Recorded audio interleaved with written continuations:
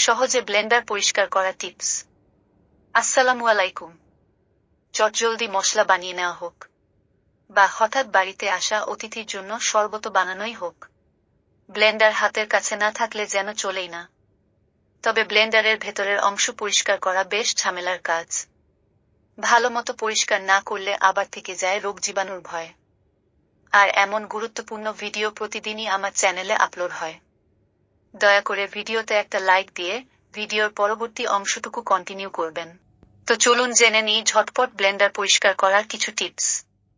1. Baking soda. Blender পরিষ্কার করার অন্যতম একটি ঘরোয়া উপায় হচ্ছে বেকিং সোডা।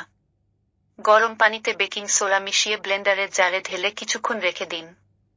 মিনিট 10 পরে একটি ব্রাশ দিয়ে ঘষে নিন।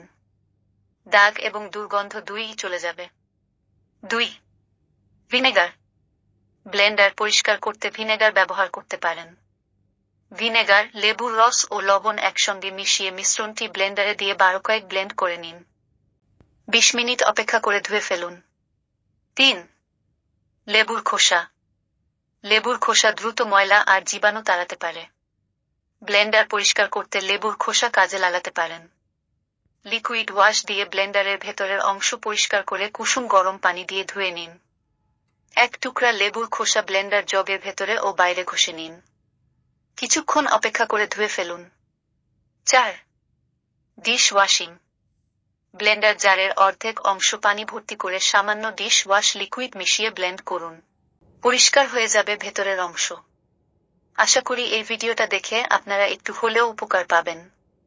যদি আমার ভিডিও থেকে একটু উপকার পান, তাহলে অবশ্যই আমার চ্যানেলটা সাবস্ক্রাইব করার অনুরোধ রইল। আবার দেখা হবে নতুন কোনো ভিডিও নিয়ে। সে পর্যন্ত সকলেই ভালো থাকুন। আল্লাহ হাফেজ।